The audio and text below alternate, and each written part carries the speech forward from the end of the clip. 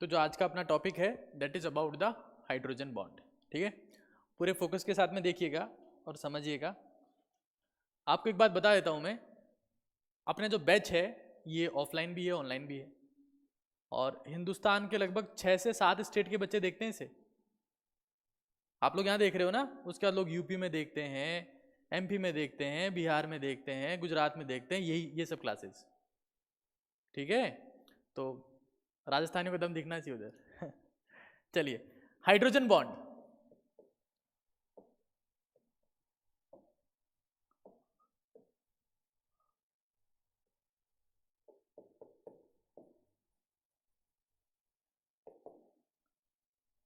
हिंदी में कहते हैं इसे हाइड्रोजन बंध। ठीक है,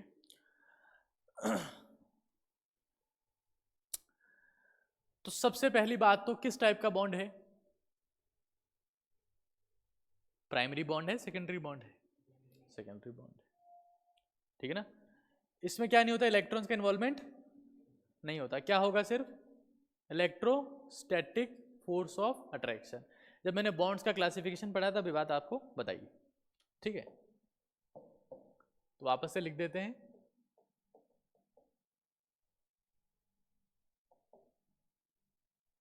सेकेंडरी बॉन्ड है और इसमें सिर्फ क्या होता है, electrostatic forces, no involvement of electrons. Electron का योगदान नहीं होता है। द्वितीयक बंध है, इलेक्ट्रोस्टैटिक फोर्सेस मतलब स्थिर वैद्युतिकी आकर्षण बल काम करते हैं, इलेक्ट्रॉन का इन्वॉल्वमेंट नहीं होता। ठीक है ना सब?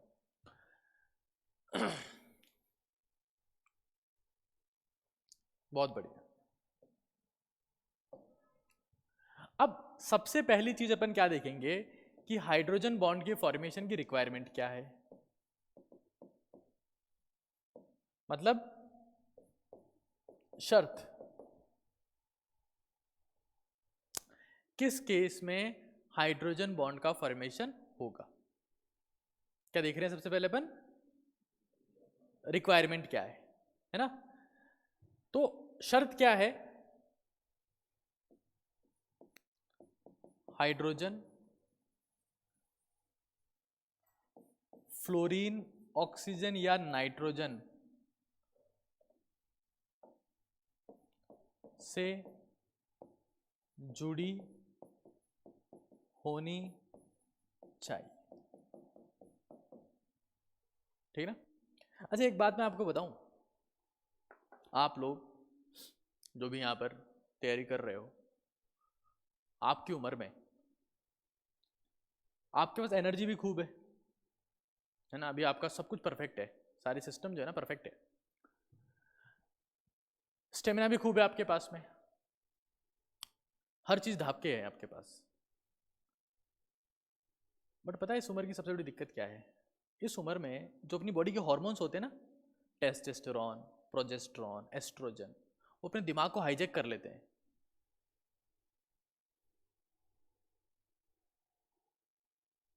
वो चाहते हैं कि तू ये कर। मतलब इस उम्र में जो अपनी सेक्सुअल एनर्जी होती है वो बहुत ज्यादा होती है। समझिएगा इस चीज को, बहुत इंपॉर्टेंट चीज है ये।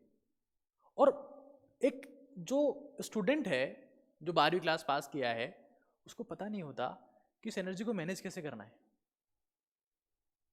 तो इस एनर्जी के चक्कर में खुद का इतना टाइम खराब कर देता है, इतनी एनर्जी वेस्ट कर देता है कि वो बिल्कुल खत्म हो जाता है, उसका फोकस ही नहीं आ पाता। तो जो भी आपके पास में आज एक्सेस में सेक्सुअल एनर्जी है, जब तक आप कोई सा फिजिकल वर्कआउट नहीं करोगे, कोई एक्सरसाइज नहीं करोगे, तो हमेशा हमेशा आपकी सेक्सुअल एनर्जी आपको फ्रस्ट्रेट करेगी, आपका फोकस खत्म कर देगी, आपका कंसंट्रेशन खत्म कर देगी, और आप हमेशा हमेशा डाइवर्टेड रहोगे।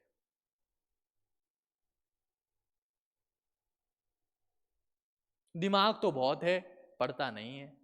ये सुना है ना आपने पेरेंट्स से, इसमें साफ दिमाग तो बहुत है, पढ़ता नहीं है, बस तो क्या अचार डालने दिमाग का? That doesn't make any sense. If you don't have focus, it's all useless. तो हम क्या करेंगे? जो आपके पास एक्सेस में सेक्सुअल एनर्जी है इस उम्र में होती है, और ये मेरी जिम्मेदारी है कि मैं आपसे इसके बारे में बात करूं। टीचर्स कतराते हैं, अरे यार ये सब बातें कैसे कर रहे हो सर हमारे सामने, but I talk about all these things, क्योंकि मुझे पता है जब मैं 12वीं क्लास में था तो रिप्रोडक्शन के नाम से एक टॉपिक होता है, एक मैम टीच करती थी हमें, मेरी मैम ने हमारी शक्लें देखे बिना वो टॉपिक टीच किया हमको, पता है आपको, ऐसे नीचे देख के। Why? It's a system. Reproduction भी क्या एक सिस्टम ही तो है ना। Why to shame, why to shame? तो कोई बात, और पेरेंट्स भी बात नहीं करते। जब पेरेंट्स बात नहीं कर रहे इसके बारे में, है ना, उनसे पूछो पापा मैं कहाँ से, मतलब कैसे पैदा हुआ, बेटा तो हमें चौराहे पे मिला था। ये लो they don't have a reason, बेटा तेरे को उस चौराहे से लेके आए थे बेटा। अब ऐसे माँ बाप क्या बताएंगे टाबर को? ये मेरी जिम्मेदारी कि मैं आपसे बताऊं, आपसे डिस्कस करूं ये बातें।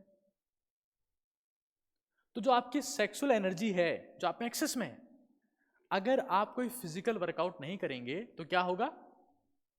तो आपकी खोपड़ी में आएगी और आपका माइंड डाइवर्ट रहेगा। और सबसे इंपॉर्टेंट चीज क्या है उसके लिए? आपका मॉर्निंग रूटीन फॉलो होना चाहिए। ये मेल्स के लिए ज्यादा है, फीमेल्स फिर they can control all these things, but उनके लिए भी है। सबसे बेसिक तरीका क्या है कि हम लोग मॉर्निंग रूटीन फॉलो करें, रात को टाइम पे सो जाएं। उत्पाती ख्याल तभी आते हैं रात के समय में, रात को टाइम पे सो जाएं और सुबह टाइम से उठें, और टाइम से उठने के बाद में कुछ एक्सरसाइज करें। बात समझ रहे हो आप लोग? नहीं, क्या होता है, बच्चा पढ़ रहा है, माँ बाप को उस पर डाउट है, वो उसकी जासूसी कर रहे हैं, बच्चा उनसे बचने की कोशिश कर रहा है, कुछ हो ही नहीं रहा है, सॉल्यूशन निकल नहीं रहा है। नहीं होता ऐसा? क्या कर रहा है तू? 10वीं क्लास में बहुत ज़्यादा मतलब हुआ है ऐसा कि अपन एकदम से आवाज़ चेंज होती है, अपन कांच के सामने ही रहते हैं। होता ना 10th क्लास में ऐसा, 9th से जब 10th में आते थे वैसा होता है ना। अरे मेरे साथ भी हुआ है, ऐसे क्या कर रहे हो तुम लोग यार? मैं मतलब 9th 10th पास करके आया हूँ, ऐसी बात थोड़ी ना है। होता है ऐसा, कांच के सामने ही है, आपके माँ बाप डाउट करते हैं आप पे, इसको क्या हो गया एकदम से? भाई हार्मोनल चेंजेस हैं, सब में आएंगे, आप में भी आए थे। तो जो इंसान इस सेक्सुअल एनर्जी को मैनेज कर लेगा और उसको फिजिकल और मेंटल में कन्वर्ट कर लेगा, वो महान बन जाएगा। लोगों की नजर में वो एक बहुत अच्छा इंसान बनेगा, अच्छी परफॉर्मेंस देगा हर काम में। लेकिन जो इस एनर्जी को मैनेज नहीं कर पाएगा, एक बेकार इंसान बनेगा, गलत काम करेगा, गलत शौक होंगे, गलत आते अपने आप लगती है, अपने आप। आपने कभी देखा है जो इंसान सुबह उठ के एक्सरसाइज करता है, वर्कआउट करता है, उसमें गंदे शौक नहीं होते? वो गुटखा नहीं खाता, दारू नहीं पीता, सिगरेट नहीं पीता, गलत काम नहीं करता। Isn't it so? तो आपको क्या, आप पढ़ रहे हो अच्छी बात है, अरे पढ़ाई तो सब लोग कर रहे हैं। फोकस्ड पढ़ाई तब होगी जब मैं अपनी सेक्सुअल एनर्जी को चैनलाइज करूं और उसको कहां लेके आऊं? मेंटल लेवल पे। और कहां लेके आऊं? फिजिकल लेवल पे। मुझे थकान ना हो, मेरा फोकस बना रहे। तो उसके लिए क्या करना पड़ेगा? पहले तो मॉर्निंग रूटीन फॉलो करना पड़ेगा, ठीक है ना। डिसिप्लिन होना, डिसिप्लिन होने का मतलब क्या है? सुबह टाइम पे उठ जाओ भाई। वो आदमी जो सुबह टाइम पे उठ गया वो डिसिप्लिन्ड है ऑटोमेटिकली। आपने कभी सुना है कि सुबह 4 बजे इसने इसको गोली मार दी? नहीं, रात को 10 बजे ही मारेगा गोली, तो 11 बजे मारेगा। रात को होते हैं ये सारे काम, उल्टे सीधे काम। सुबह कुछ नहीं होता, सब शांति होती है। और हर ग्रेट इंसान जो महान बना है, जिसने अपनी लाइफ में बहुत नाम कमाया है, वो सुबह ही उठता है, बहुत जल्दी उठता है। और जो घनचक्कर लोग हैं जिनसे कुछ नहीं हुआ जिंदगी में, वो दोपहर में उठते हैं। अभी आप लोग जिस उम्र में हो ना, जिस उम्र में आप लोग हो, आप अभी कच्चे घड़े हो। लोग तो कहते हैं कि एक बच्चा कच्चा गड़ा तब होता है जो 5वीं छठी में होता है, मैं तो कहता हूँ 12वीं क्लास तक बच्चा कच्चा गड़ा ही होता है। उसको जैसे मॉडिफाई करें वो वैसे हो जाएगा। ये आपकी जिंदगी का लाइफ चेंजिंग ईयर होने वाला है, आपकी जिंदगी बदलने वाली है इस साल से। It's not a merely coaching. तो हमको क्या करना पड़ेगा, सबसे पहले तो जो आपकी सेक्सुअल एनर्जी है उसको फिजिकल और मेंटल फॉर्म में लाना है। सुबह जल्दी उठना है और डिसिप्लिन रहना है। समझ रहे हो? That is the primary need. अभी तो आप में खूब जोश है, हाँ डॉक्टर बनना है, डॉक्टर बनना है, डॉक्टर बनना है, कुछ ही हो जाए तो बन के दिखाना है। 2 महीने बाद नहीं बचेगा जोश। तब काम क्या आएगा? आपका अनुशासन, आपका डिसिप्लिन काम आएगा। आदमी का जोश लंबे टाइम तक नहीं रहता है किसी भी चीज में। एक टाइम का इंटरेस्ट खत्म हो जाता है उसका।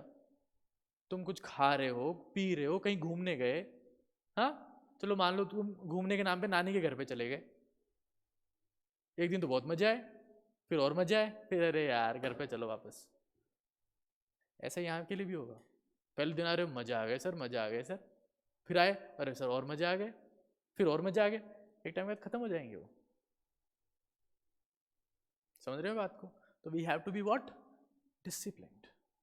चलिए आगे चलते हैं। किसकी बात कर रहे हैं अपन? बोलना पड़े यार, ऐसे क्या मतलब यार है? मैं इतनी देर बोला, तुम एक शब्द नहीं बोल रहे हो, बताओ क्या मतलब फिर? जब ये अभी तो 4-5 बच्चे बैठे हैं यहाँ पे, सिस्टम जब ओपन हो जाएगा पूरा, तो मैं जो मेरा टीचिंग का कॉन्सेप्ट होता है वो होता है जमूरे उस्ताद पे। हाँ आपने सुना है जमूरा उस्ताद का कॉन्सेप्ट? नहीं सुना है? सुनोगे बाद में सुनोगे। चलो अभी उस कॉन्सेप्ट पे टीच नहीं कर सकते। जब उस कॉन्सेप्ट पे टीचिंग होती है ना, तो इस क्लास की आवाज़ पूरी इस रोड पे जाती है, और बाकी सब ऊपर नीचे हर फ्लोर पे ये लग रहा होता है कि हो क्या रहा है यहाँ पे। इतना भयंकर एनर्जी होती है इस क्लास में। तुम 3-4 लोग बैठे हो, मैं भी शो नहीं कर रहा हूँ एनर्जी। खैर जाने दो। पहली शर्त देखो क्या लिखा हुआ है। हाइड्रोजन फोन से जुड़ी होनी चाहिए, मतलब फ्लोरीन, ऑक्सीजन, नाइट्रोजन। ठीक है ना, पहली बात। दूसरी बात, ये पहली नीड है। इन तीनों में क्या खासियत है भाई? हाँ ये तीनों क्या है? विद्युत ऋणी तत्व है। क्या है ये? ठीक है ना, क्या है तीनों? पीरियोडिक टेबल या आवर्त सारणी में सबसे ज्यादा विद्युत ऋणता अगर किसी की होती है तो उसका नाम क्या है? फोन। फ्लोरीन, ऑक्सीजन, नाइट्रोजन, सबसे ज्यादा किसकी होती है? फ्लोरीन की। फिर क्लियर है बात सबकी? आगे देखो। अब थोड़ी सी एडवांस बात बता रहा हूँ, समझने की कोशिश करिएगा। थोड़ा सा मुश्किल है बट ध्यान रखिएगा। वैसे तो बहुत सिंपल है बट फिर भी बोल देता हूँ आप लोगों को पहले ही।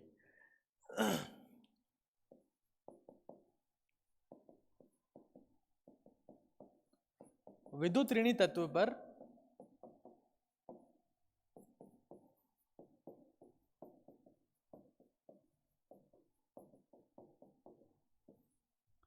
लोन पेयर होना चाहिए साहब। जो भी हाइड्रोजन से कनेक्टेड है उसके ऊपर क्या होना चाहिए? Lone pair. अगर लोन पेयर नहीं हुआ तो वो हाइड्रोजन बॉन्डिंग नहीं होगी, है ना? देखना एक बार कैसे कैसे कैसे, यहां देखो। अच्छा एक चीज बताओ, पहले फोकस करना आराम से। आपने हाइड्रोजन को फ्लोरीन, ऑक्सीजन, नाइट्रोजन से जुड़े हुए देखा है कभी? एग्जाम्पल बताओ। HF है, yes very nice. H2O, NH3 है कि नहीं है? तो इन सब में क्या होगा? हाइड्रोजन बॉन्डिंग होगी। हाँ हाइड्रोजन बॉन्डिंग बहुत ज्यादा इंपॉर्टेंट है। अगर जल में हाइड्रोजन बॉन्डिंग नहीं होती तो कभी वो लिक्विड फॉर्म में नहीं होता। अरे H2S तो गैसेस फॉर्म में, H2S ऑक्सीजन सल्फर एक ही फैमिली के है ना, फिर भी H2O लिक्विड, H2S गैस होती है। अगर वाटर लिक्विड नहीं होता अपन कभी होते? धरती पे जीवन की पहली जरूरत क्या है? पानी। अगर हाइड्रोजन बॉन्ड नहीं होता तो हमारे पास DNA भी नहीं होता। DNA होता? डबल स्टैंडर्ड डीएनए में क्या होता है, ATCG क्या होते हैं उनके बीच में, हाइड्रोजन बॉन्ड होते कि नहीं होते हैं, अपना डीएनए नहीं होता।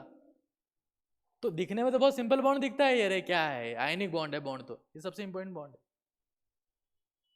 ठीक है, क्या बोला, अच्छा इसका एग्जाम्पल एक बार देखें, H2O NH3 HF, ठीक है ना सब।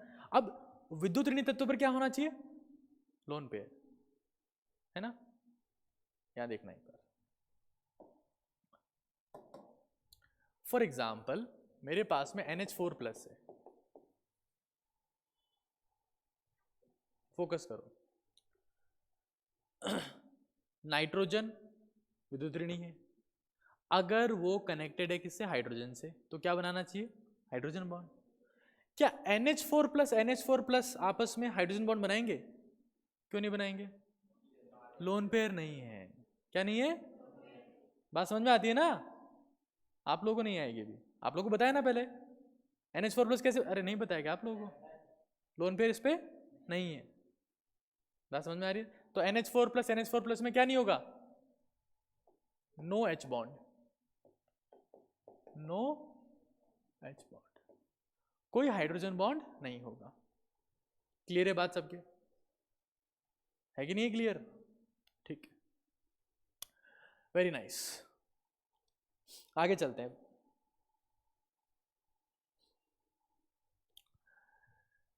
एग्जाम्पल आपने बता दिए H2NH3HF, ठीक है ना, ये पहली क्या अपन ने क्या देखी, शर्त। दूसरा देखते हैं स्ट्रेंथ, ये तो हमने क्या देख ली, रिक्वायरमेंट, वन सेकेंड, ये हमने देख ली है रिक्वायरमेंट, दिख रहा है आप लोगों को। अब मैं थोड़ा जादू चल रहा है इसमें, चलिए अब आगे चलते हैं अपन और देखते हैं second point, that is the strength. लिख दूं इसी में, दिख रहा है ना सबको, स्ट्रेंथ मतलब जो हाइड्रोजन बॉन्ड बनेगा उसकी स्ट्रेंथ क्या होगी, उसकी स्ट्रेंथ कैसे डिफाइन करेंगे, स्ट्रेंथ की बात कर रहा हूं मैं। अब एक बात बताओ, हाइड्रोजन बॉन्ड जो बनता है, हाँ, वो क्या है, एक इलेक्ट्रोस्टैटिक फोर्स ऑफ अट्रैक्शन है कि नहीं है। तो स्ट्रेंथ क्या बोलूंगा, F is directly proportional to Q1 Q2 R²। Clear है बात सभी को, है ना। अब मुझे एक बात बताओ, Q1 Q2 अपन R², अच्छा एक बार बेसिक प्रेजेंटेशन देखते हैं, मैं आपको बताता हूं।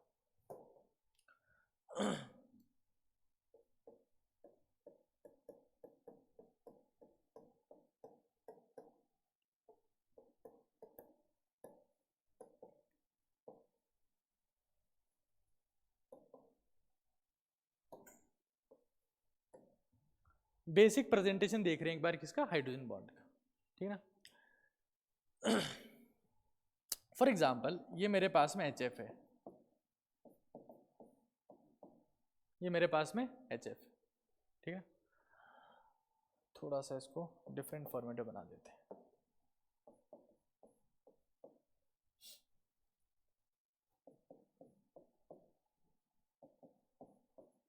देखना एक बार ऐसा क्यों बनाया, उसका रीजन आपको बता दूंगा अभी आगे, फोकस करिए, बेसिक प्रेजेंटेशन की बात करें। ये कौन है, क्या होता है ये, इलेक्ट्रोनेगेटिव, इस तरफ इलेक्ट्रॉन ज्यादा होंगे, कौन सा चार्ज आएगा, यहाँ कौन सा आएगा, यहाँ कौन सा आएगा, यहाँ,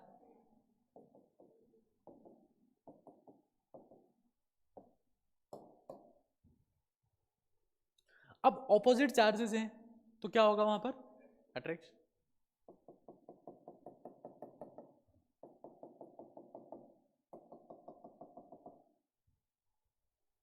इस अट्रैक्शन को हम लोग क्या नाम दे रहे हैं, हाइड्रोजन बॉन्ड, क्या नाम दे रहे हैं, हाइड्रोजन बॉन्ड। डैश डैश से रिप्रेजेंट करते हैं इसे। जी एडवांस में पूछा हुआ क्वेश्चन है ये, इसी पैटर्न पे। क्या क्वेश्चन पूछा है वो मैं आपको बताता हूँ अभी, but this is the hydrogen bond.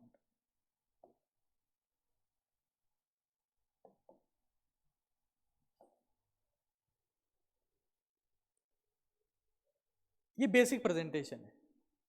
HF में सुनिएगा, ध्यान से सुनिएगा, HF में जब मैं पैटर्न की बात करूंगा तब एक बार बताऊंगा आपको।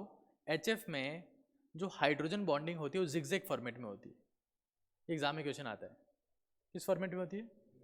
जिगजैग मतलब एक ऊपर एक नीचे, एक ऊपर एक नीचे, दिख रहा है? एक ऊपर एक नीचे, एक ऊपर, ठीक है ठीक है। खैर अब थोड़ी एक और एडवांस चीज़ है उसको बाद में बताऊंगा, अभी छोड़ो, यहाँ आते हैं, वापस यहीं आते हैं। पहले हमने क्या देखा? रिक्वायरमेंट। फिर हम क्या देख रहे हैं? स्ट्रेंथ। स्ट्रेंथ क्या होती है? Q1 Q2 अपॉन, ठीक है ना? ठीक है। अब चार्ज, ये आवेश किसके ऊपर डिपेंड करेगा? यहां देखो, यहां देखो एक बार, ये HF था, मान लो इसके बजाय, यहां देखो राजवीर,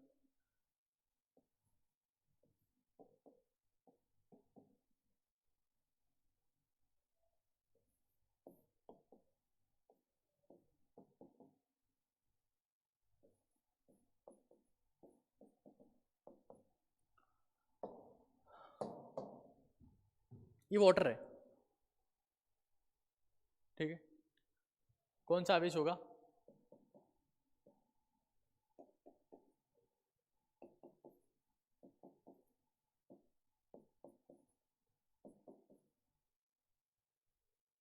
ठीक है। और ऑक्सीजन के ऊपर कौन सा आवेश होगा? हाँ, ठीक है।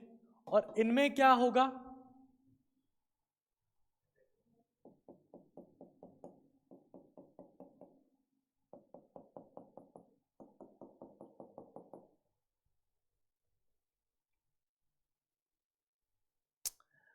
पार्शियल पॉजिटिव चार्ज यहां पर भी है, पार्शियल पॉजिटिव चार्ज यहां पर भी है। कौन सा पार्शियल पॉजिटिव चार्ज ज्यादा है? HF वाला। क्यों? फ्लोरीन ज्यादा विद्युत ऋणी है। अभी बालक पढ़ के आया ना, इसको सब पता है पहले से। फ्लोरीन क्या है? ज्यादा विद्युत ऋणी। तो मैंने क्या बताया आपको रिक्वायरमेंट में, स्ट्रेंथ में, F is Q1 Q2 upon R square. आवेश किसके ऊपर डिपेंड करेगा? विद्युत ऋणता में अंतर पर, कि हाइड्रोजन और fluorine, hydrogen oxygen, hydrogen nitrogen, अंतर किसमें ज्यादा है। तो ये किसके ऊपर डिपेंड करेगा? Delta EN। EN का मतलब क्या है? इलेक्ट्रोनेगेटिविटी। डेल्टा मतलब अंतर, विद्युत ऋणता में अंतर, क्या लिखते हैं उसको? डेल्टा EN, मतलब विद्युत ऋणता में अंतर, ठीक है ना? दो, पूरा फोकस के साथ में बैठो आप लोग। मैंने आपको शुरू में ही बोल दिया कि आपको सब कुछ समझ में आएगा अभी से लेकर साल के आखिर तक, बस पूरा फोकस रहना है। हाँ, बीच में कोई दिक्कत प्रॉब्लम करती है, नहीं आता समझ में, तो वो मैंने स्किप कर दिया एक स्टेप, उसमें अगले स्टेप में समझ में आ जाएगा वो। कुछ ऐसा होगा नहीं जो आपको समझ में ना आया हो। चलो यहाँ देखो, R ये दूरी है, ये किसके ऊपर डिपेंड करेगी? साइज पे, है कि नहीं है? अरे साइज पे डिपेंड करेगी ना। एक बात बताओ, फ्लोरीन ऑक्सीजन नाइट्रोजन, सबसे बड़ा साइज किसका होता है?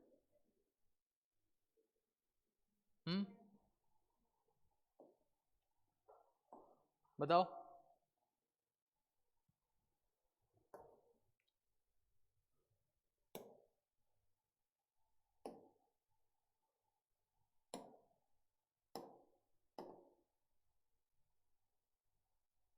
One second.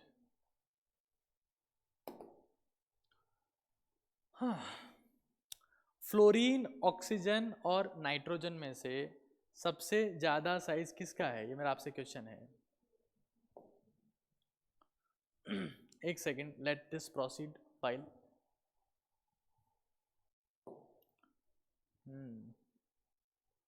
It will cause a problem.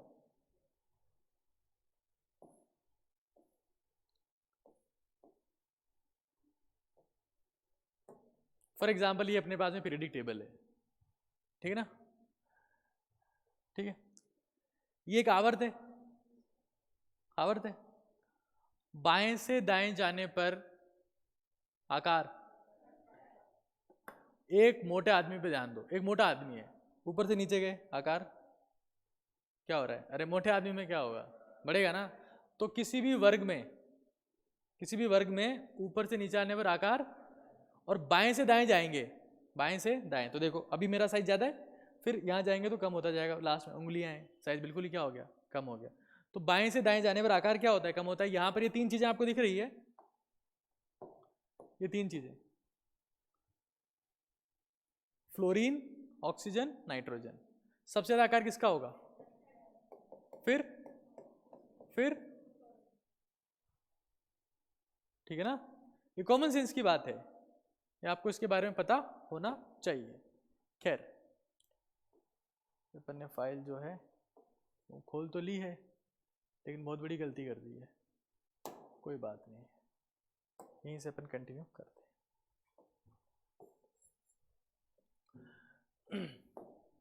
Radius, distance किसके ऊपर डिपेंड करेगी, ओहो, एटॉमिक साइज, ठीक है, तो दोनों चीजें, चाहे विद्युत ऋणता का अंतर हो, चाहे मेरे पास में आकार हो, किसको सपोर्ट करती है, फ्लोरीन को, क्यों, उसका आकार भी क्या होता है और भी ज्यादा होती है, क्या, विद्युत ऋणता, ठीक है ना, तो सबसे स्ट्रॉन्ग हाइड्रोजन बॉन्ड कौन बनाएगा, फिर ऑक्सीजन हाइड्रोजन वाला बॉन्ड, फिर, ठीक है, तो यहां देखो स्ट्रेंथ HF H2O NH3,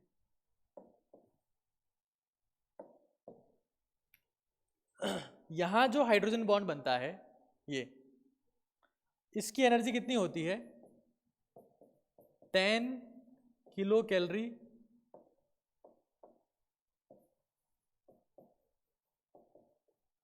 पर मोल, कितनी होती है, 10 किलो कैलोरी पर मोल, इसकी कितनी होती है 7, इसकी कितनी होती है 3, वेरी नाइस।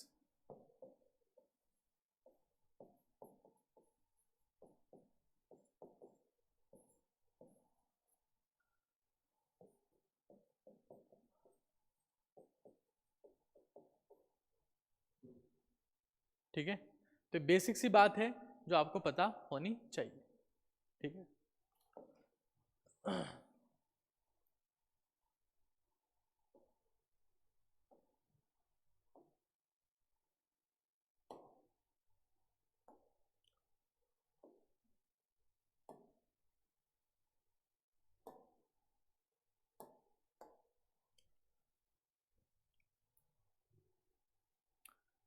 आगे चलें, आप लोग नोट नहीं कर रहे कैसे, थोड़ा बहुत तो नोट करते रहो साथ साथ में यार, ऐसे क्या, बिल्कुल टाइम पास हो जाएगा इसका।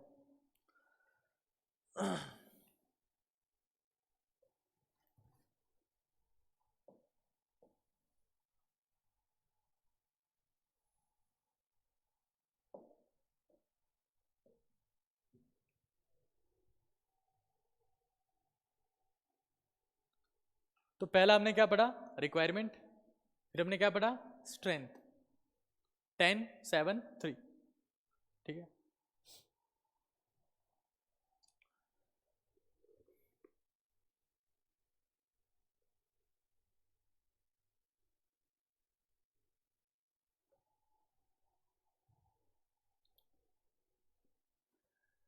जो नेक्स्ट अपन लोग डिस्कस करने वाले हैं वो क्या है,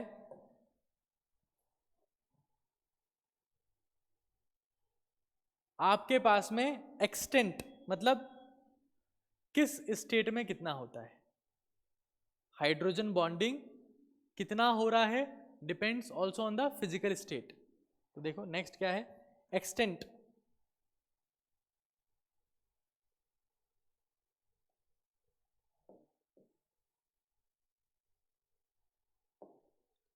नेक्स्ट मेरे पास में क्या है, एक्सटेंट।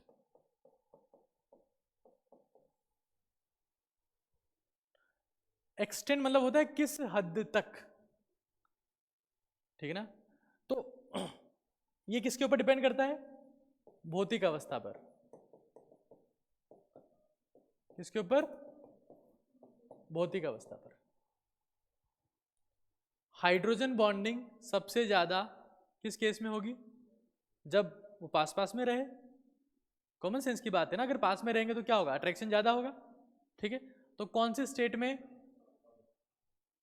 उसके बाद में सबसे कम किस में होगा, जब आप वाटर को द्रव से गैस अवस्था में लेके जाते हो तो कौन से बंध को तोड़ के लेके जाते हो। अरे गैस में चला गया तब भी है तो H2 ही ना, H2 नहीं है। अगर पानी की भाप है तो क्या है वो, उसका फॉर्मूला क्या है, लिक्विड, वही फॉर्मूला है। बर्फ में है तो कौन से बॉन्ड को तोड़ रहे हो आप, कौन से बॉन्ड को तोड़ रहे हो। सबसे ज्यादा कब था वो, बर्फ में थी, फिर द्रव में, फिर सबसे कम। तो भौतिक अवस्था के ऊपर डिपेंड करता है, सबसे ज्यादा कहां पर होगा, ठोस अवस्था में, फिर उसके बाद में द्रव, फिर गैस। सबसे ज्यादा किस में होगा, ठोस अवस्था में, फिर द्रव, फिर, ठीक है।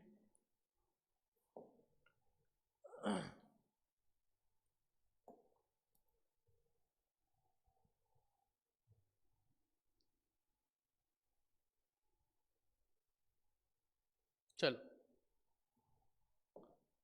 तीन चीजें पढ़ चुके हैं, क्या क्या, रिक्वायरमेंट क्या है, फिर स्ट्रेंथ क्या है, फिर एक्सटेंट, ठीक है। आगे चलते हैं, देखो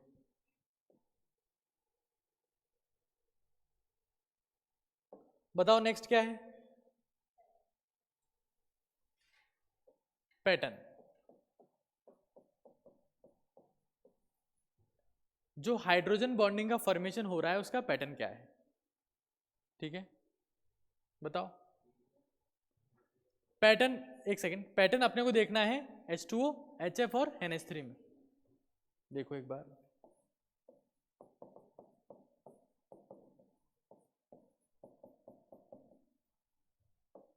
HF में होता है जिगजैग, कैसा होता है। H2 में होता है 3 डायमेंशनल, त्रिविमीय,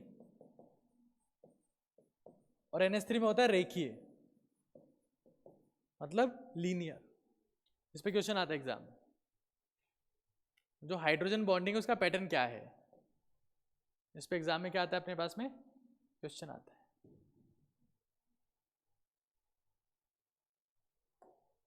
ठीक है, आगे इसको देखते हैं एक बार। यहाँ देखो एक बार आप लोग, फोकस करना अब यहाँ पर।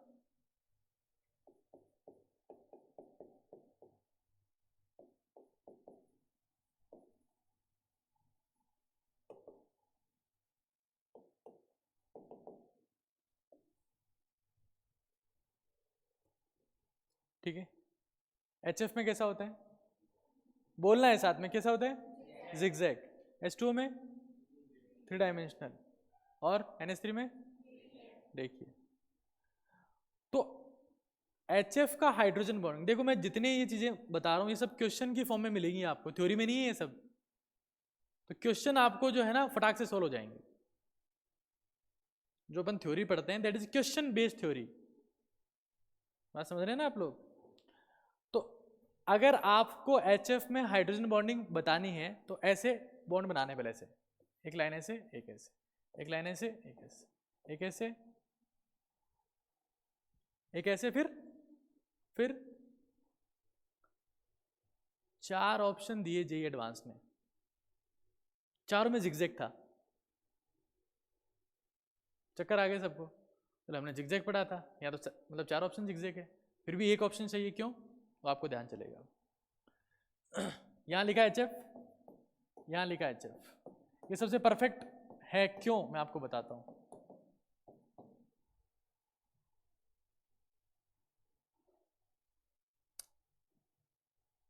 थोड़ा चेंज करते हैं, ऐसा बना दूं,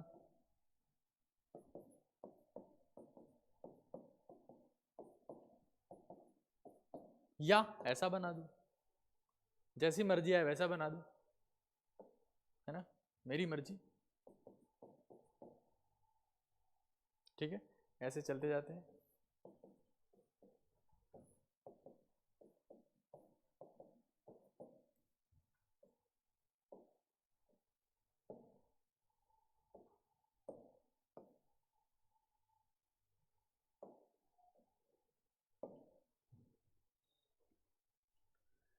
देखना एक बार, ये जो पैटर्न आपको दिख रहा है, बनाते हैं बॉन्ड,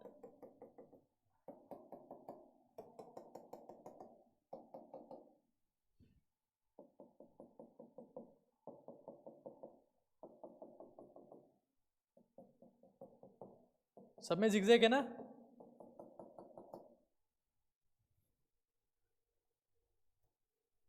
सही कौन सा है इसमें से, फर्स्ट सेकंड थर्ड, हाँ, तो देख के चक्कर आते हैं लोगों को, तो ये गलत है और ये भी गलत है। क्यों? इसमें सारे फ्लोरीन ऊपर की तरफ हैं और इसमें सारे फ्लोरीन किस तरफ है, तो क्या दिक्कत होगी उससे? अगर फ्लोरीन मेरे पास में कहाँ है, ऊपर है और नीचे है, तो फ्लोरीन के ऊपर क्या होता है, क्या होता है, उनमें क्या होगा, प्रतिकर्षण, क्या होगा, तो इनमें लोन पेयर के बीच में प्रतिकर्षण को कम करने के लिए दूरी क्या होनी चाहिए, मैक्सिमम। कहां पर है मैक्सिमम दूरी, एक ऊपर एक नीचे, एक ऊपर एक नीचे, एक ऊपर एक नीचे। एक साथ ऊपर होंगे तब भी स्टेबल नहीं होगा, सारे नीचे होंगे तब भी स्टेबल कहां होने चाहिए, एक ऊपर एक नीचे, एक ऊपर एक नीचे। इसलिए लाइन कैसे बनाते हैं, यूं, समझ रहे हो, ये this is the correct option, समझ रहे हो। तो पैटर्न ऑफ हाइड्रोजन बॉन्डिंग अपन देख रहे हैं, HF में कैसी होती है, जिगजैग, कैसी होती है, आगे देखो एक बार,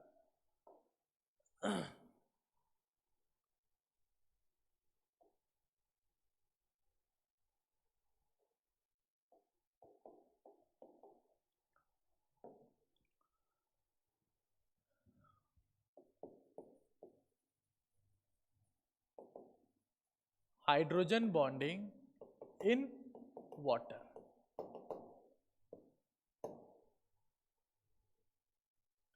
अगर आपसे पूछा जाए कि बर्फ पानी के ऊपर तैरती है, उसका रीजन क्या है, कोई भी चीज अगर किसी के ऊपर तैर रही है मतलब क्या है, उसे हल्की है, कॉमन सेंस है ना। तो बर्फ पानी के ऊपर तैरती है, उसका रीजन क्या है, hydrogen bonding, 3D hydrogen bonding. कैसे, देखना एक बार, यहां देखना,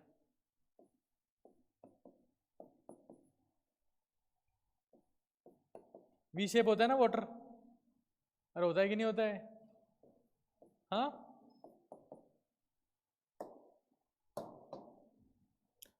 यहां देखो कौन सा आवेश होगा, क्या होगा इनमें, इनमें भी क्या होगा, यहां पर क्या होगा,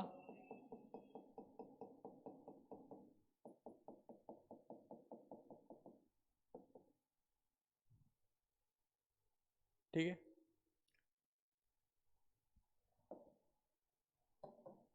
ये एक वाटर का मॉलिक्यूल है,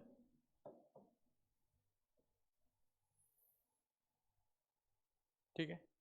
इस H2O ने कितने हाइड्रोजन बॉन्ड बनाए, 4 देख रहे हैं, ये क्वेश्चन एग्जाम में आता है कि पानी का एक अणु कितने हाइड्रोजन बॉन्ड बना सकता है, 4, और चारों किस फॉर्म में होते हैं, 3D में। आपने अशोक स्तंभ देखा है, अशोक स्तंभ, अरे इसमें शेर है, कितने शेर है उसमें? दिखते तो 3 ही है।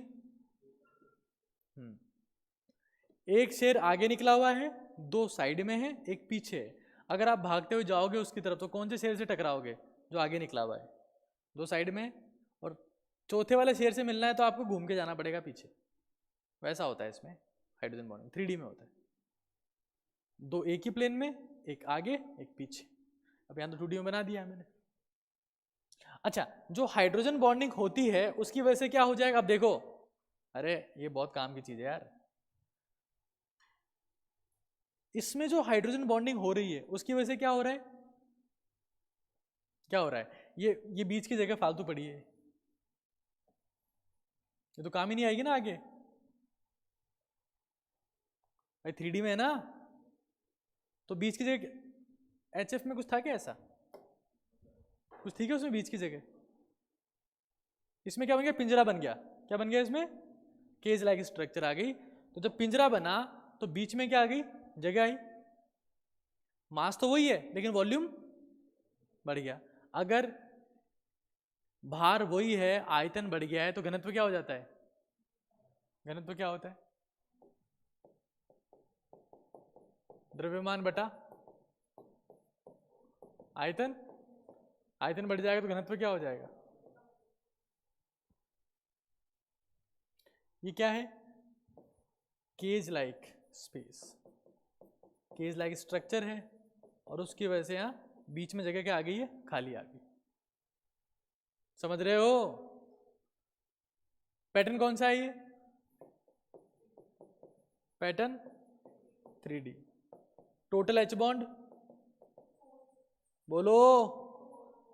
घनत्व क्या हो गया? किससे कम? पानी से कम। घनत्व क्या हो गया? तीनों क्वेश्चन आते एग्जाम में। स्ट्रक्चर कैसी है? पिंजरे जैसी है ना, पिंजरे नुमा।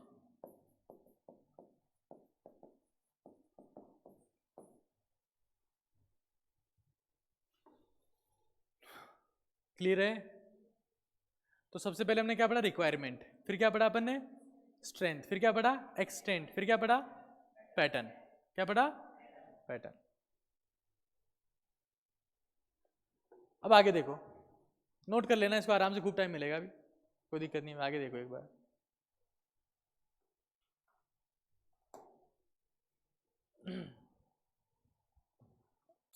नींद आ रही है?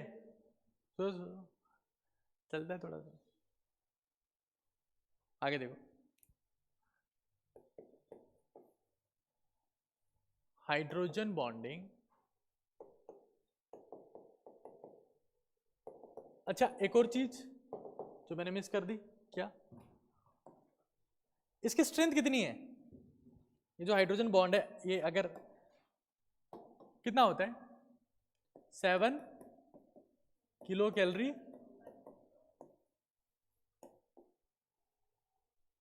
ठीक है ना? इससे पहले वाला जो अपने पास में हाइड्रोजन बॉन्ड था वो, हाँ, 10 किलो कैलोरी।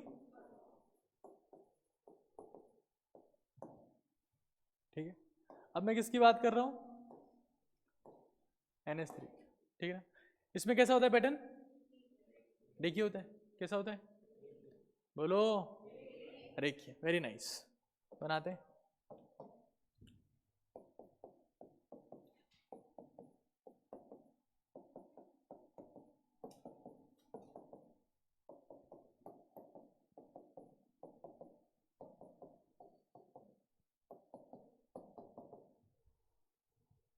इस फॉर्मेट में अरेंज्ड होते हैं। आप देखेंगे पिंजरा और कहीं नहीं बनेगा, वो सिर्फ कहां बना था? वाटर वाले केस में। ठीक है, वहां पिंजरा बन गया था, बराबर स्पेस था। यहां देखो, चार्ज कौन सा आएगा बताओ इसके ऊपर? पार्शियल, यहां पर पार्शियल, पार्शियल, नेगेटिव, नेगेटिव। ठीक है, कौन से फोर्सेस काम करेंगे? इलेक्ट्रोस्टैटिक फोर्स ऑफ दिख रहा है?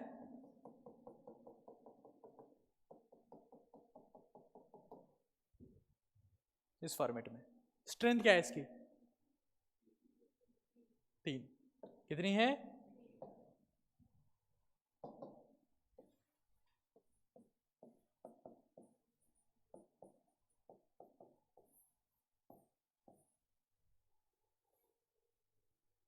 क्लियर सबके दिमाग में?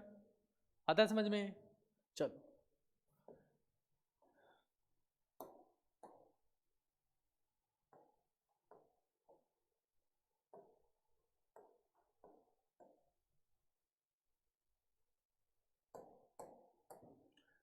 हाइड्रोजन बॉन्डिंग में सबसे पहले मैंने क्या पढ़ा? हाँ, रिक्वायरमेंट। फिर क्या पढ़ा? फिर क्या पढ़ा? फिर क्या पढ़ा? पैटर्न। अब मैं लास्ट टाइप बता रहा हूं, टाइप्स ऑफ हाइड्रोजन बॉन्डिंग। क्या बता रहा हूं?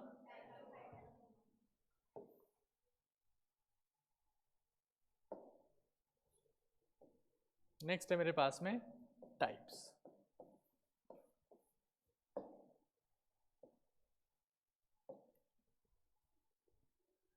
तो हाइड्रोजन बॉन्डिंग के टाइप्स तो मैं आपको लेक्चरों में बता चुका हूं। कितने टाइप के होते हैं? कौन कौन से? इंट्रामॉलिक्यूलर और इंटरमॉलिक्यूलर, अंतर अणुओं और अंतर अणु। ठीक है ना? 2 टाइप के होते हैं, लिख दें।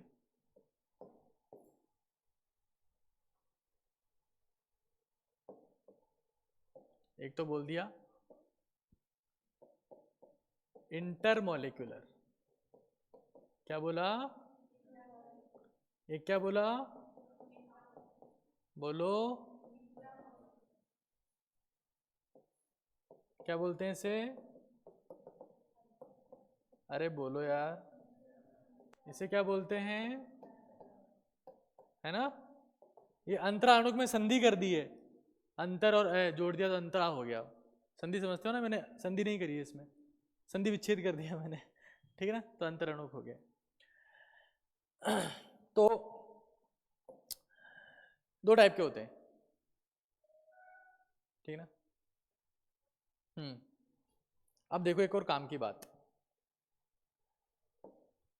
इस हाइड्रोजन बॉन्डिंग से बॉइलिंग पॉइंट बढ़ता है। बॉइलिंग पॉइंट मतलब क्वथनांक। अरे क्वथन का अंक, बॉइलिंग मतलब उबलना, क्वथन मतलब उबलना, अंक पॉइंट, बॉइलिंग पॉइंट मतलब क्वथन का अंक मतलब क्वथनांक। अरे क्वथनांक का संधि विच्छेद करेंगे अपन, क्वथन का अंक मतलब बॉइलिंग पॉइंट। ठीक है ना? बीपी मतलब ब्लड प्रेशर नहीं है, क्या है ये? Boiling point. ये क्या होता है? बढ़ता है। क्यों बढ़ता है? क्यों बढ़ता है बॉइलिंग पॉइंट?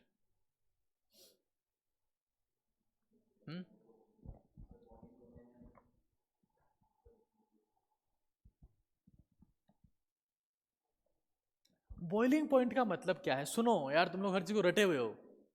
बॉइलिंग पॉइंट का मतलब क्या? एक बर्तन है ना? उससे मॉलिक्यूल को बाहर लेके आना है। तुम सोचो फॉर एग्जाम्पल, यहां पर एक गड्ढा है, 10 फीट का गड्ढा है, उसमें तुम्हारा दोस्त है। दोस्त को तो खींच के बाहर लाओगे ना? देख ही नहीं पा रहे, यहाँ गड्ढा है ना, यहाँ गड्ढा है, वो लोग देख नहीं पाएंगे बेचारे। ठीक है?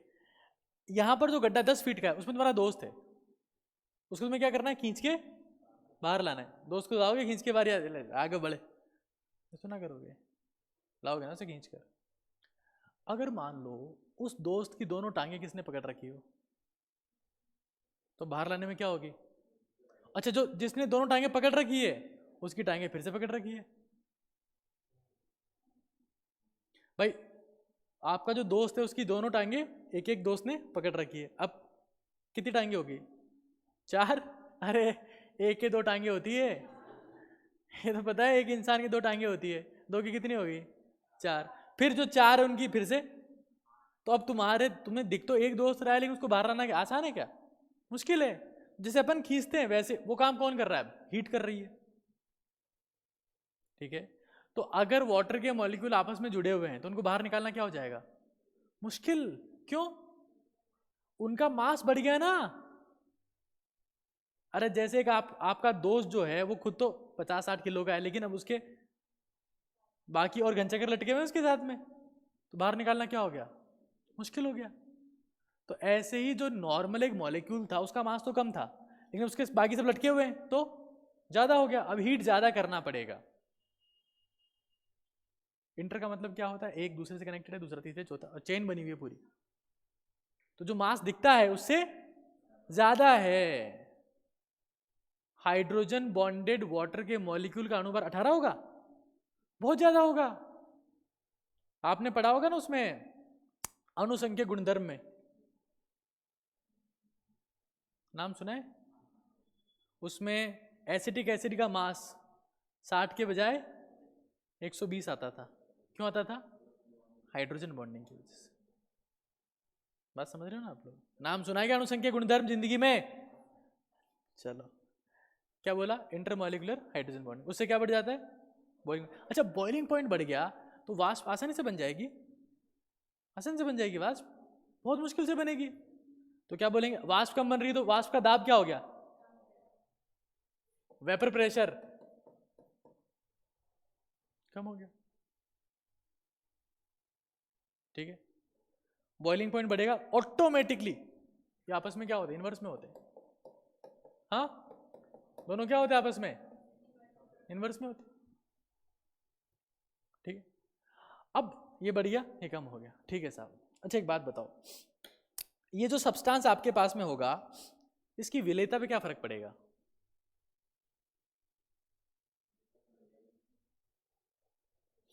एक सब्सटेंस है जो दूसरे के साथ में इंटरेक्ट करने को तैयार है। विलेयता मतलब क्या है? दूसरे में मिलना। ये तो होती है ना विलेयता। अरे होती है कि नहीं होती यार? दूसरे मिलने को तैयार है तो विलेयता क्या होगी, ज्यादा होगी। ये इंट्रामॉलिक्यूलर है, ये क्या है, खुद ही खुद में खोया हुआ है। इसको दूसरे से मतलब, दूसरे में विलय नहीं होगा। वो क्या है, दूसरे से विलय करने को तैयार है। समझे? तो यहां पर क्या बोलेंगे, सॉल्युबिलिटी। सॉल्युबिलिटी को हिंदी में क्या बोलते हैं, विलेयता। देख, एक हिंदी मीडियम के टाबर को ना हिंदी भी आती, अंग्रेजी भी आती। मैं हिंदी मीडियम का हूं, मेरे को हिंदी भी आती है, अंग्रेजी भी आती है। तुमको भी हिंदी भी आनी चाहिए और अंग्रेजी भी आनी चाहिए। ऐसे नहीं पूरा हिंदी में रट के बैठे हो, दिक्कत हो जाएगी बहुत। दोनों चीज़ों में याद करना है अपने को, तभी तो हिंदी मीडियम के लोग आगे होते हैं लाइफ में बहुत। नहीं होते क्या? अरे हिंदी मीडियम वालों की टक्कर ही नहीं है कहीं दुनिया में, मेहनत करे तो बोलो। चलो, बॉइलिंग पॉइंट ज़्यादा और वाष्प दाब कम, सॉल्युबिलिटी बढ़ जाएगी। ठीक है, अब उसका उल्टा यहाँ पर हो जाएगा। अरे होगा कि नहीं होगा, तुम बताओ ना यार तुम लोग। क्या क्या बोलूं, कम वाष्प दाब बढ़ जाएगा और विलेयता खुद ही खुद में खोया हुआ है। ये आपके दोस्त होते ना कई लोग ऐसे जो जिसे बात ही नहीं करते, खुद ही खुद में खोए रहते हैं। नहीं होता है क्या ऐसा? अरे लोग तो कई टाइप के होते हैं। ऐसे भी होते हैं जो खुद ही खुद में खोए रहते हैं, और ऐसे भी होते हैं जो खुद में कभी खोते ही नहीं है। 24 घंटे पंचायत ही करनी है उनको। ऐसे भी होते हैं ना। तो ये इंट्रोवर्ट है, इंट्रामॉलिक्यूलर, खुद ही खुद में खोया हुआ है। ठीक है, एक बार देखते हैं।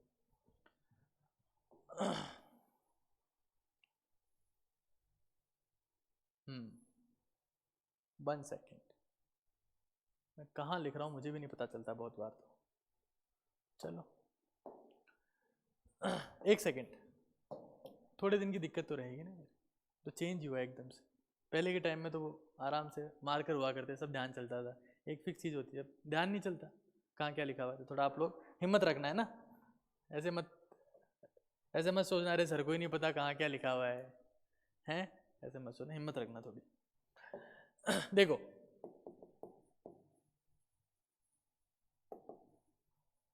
हाइड्रोजन बॉन्ड में कितने टाइप के बोले, एक तो इंटर मॉलिक्यूलर, ठीक है, और एक क्या बोला,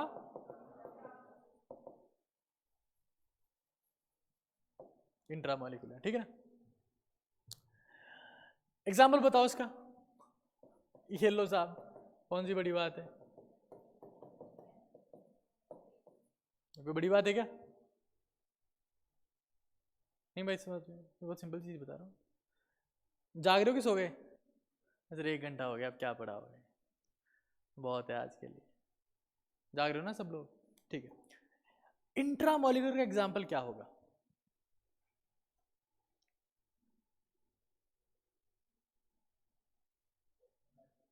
हाँ, ऑर्थो सब्सटीट्यूटेड फिनॉल्स भी हो सकती है, अमीन्स भी हो सकती है, एल्डिहाइड भी हो सकते हैं, कार्बोक्सिलिक एसिड भी हो सकते हैं, कीटोन्स भी हो सकते हैं, कुछ भी हो सकता है, ऑर्थो पोजिशन में ग्रुप होना चाहिए बस। ये एग्जाम्पल थोड़ा ना, इसका तो बहुत सारे एग्जाम्पल है। ऑर्थो सब्सटीट्यूटेड जैसे कि बताओ।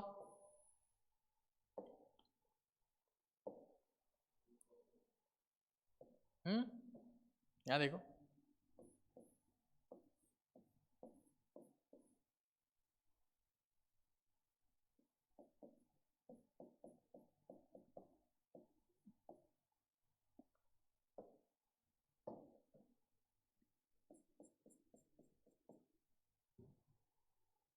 फिनॉल था, ऑर्थो पर कौन था उसके?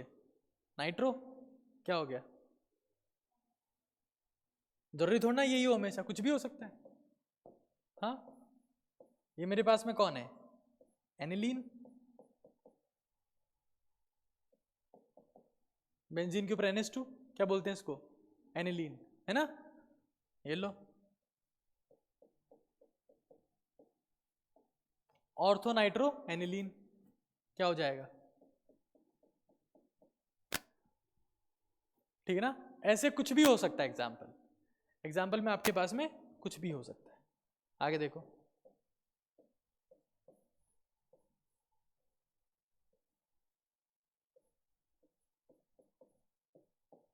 ये कौन है?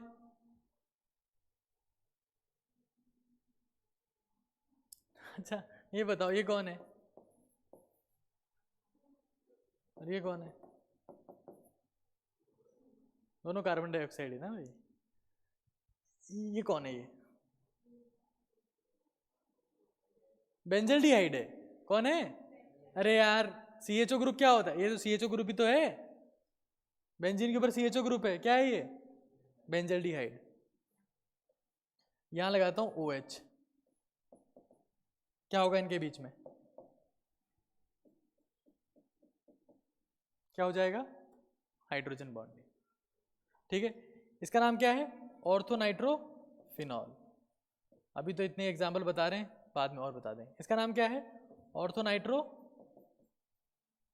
हाँ, एनिलीन। ठीक है, इसका नाम क्या है? Ortho hydroxy benzaldehyde. अभी मेरा ज्यादा फोकस IUPAC नेम के ऊपर नहीं है, NH2 ऊपर है, NO2 नीचे है, वो बात सेकेंडरी है, बता दी है। ऑर्थो पोजीशन पर कोई सा ग्रुप होगा तो वहां पर क्या हो सकती है? Intra molecular hydrogen. और अगर पैरा पर होगा तो नहीं होगी, फिर मतलब इंट्रा नहीं होगी। ऑर्थो मतलब क्या होता है? ऑर्थो जो शब्द है उसका मतलब क्या है? पास में। ऑर्थो मतलब क्या है? अच्छा, पैरा वर्ड का मतलब क्या है? सामने। क्या है? अरे, ये मेरे पास में, ये फोन मेरे पास में है, तुम क्या हो? सामने हो। अंतर हो ना दोनों में। मैं किसको टच कर सकता हूं पहले, तुमको कि फोन को? ये मेरे पास में है, ऑर्थो पोजीशन पर। तुम क्या हो? सामने हो। ठीक है, बात समझ में आ रही ना? ठीक है, तो यहाँ देखो, वापस फोकस करो, कॉन्सेप्ट के ऊपर ध्यान देना। देखो, कल मैं एप्लीकेशन के बारे में बात करूंगा, बहुत ज़्यादा एप्लीकेशन है हाइड्रोजन बॉन्ड की। कुछ एक चीज़ें आपको बताइए यार, ज़्यादा नहीं बताइए, थोड़ा थोड़ा बता रहे हैं। एकदम से बाढ़ आ गई तो दिक्कत हो जाएगी जीवन में, नहीं हो जाएगी दिक्कत है, थोड़ा थोड़ा जाना चाहिए। हाँ जी साहब, तो ये हमने पढ़ा, इसमें तो कुछ नहीं है, आगे और देखते हैं।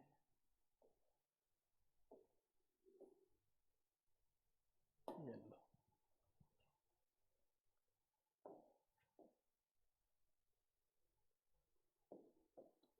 ये पूरा बेसिक आइडिया अपन ने लिया आज। ठीक है, तो बताते जाओ एक बार, यहाँ से स्टार्ट कर लेते हैं एक बार। लो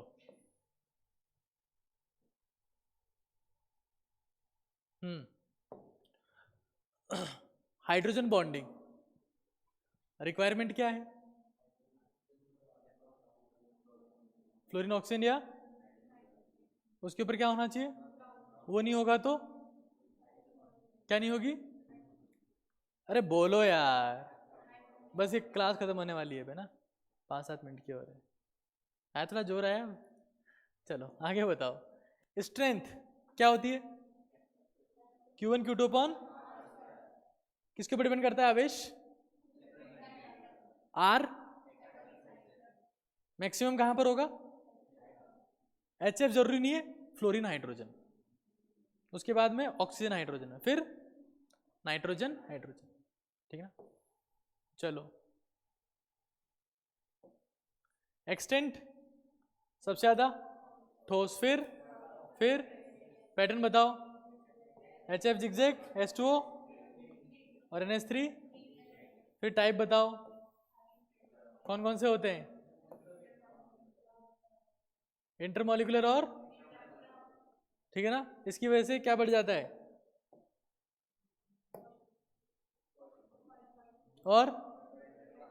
और सॉल्युबिलिटी, नॉट स्टेबिलिटी। ये बताओ। विलेयता, दूसरों के साथ में इसमें इंटरेक्ट करने की इच्छा, किसमें?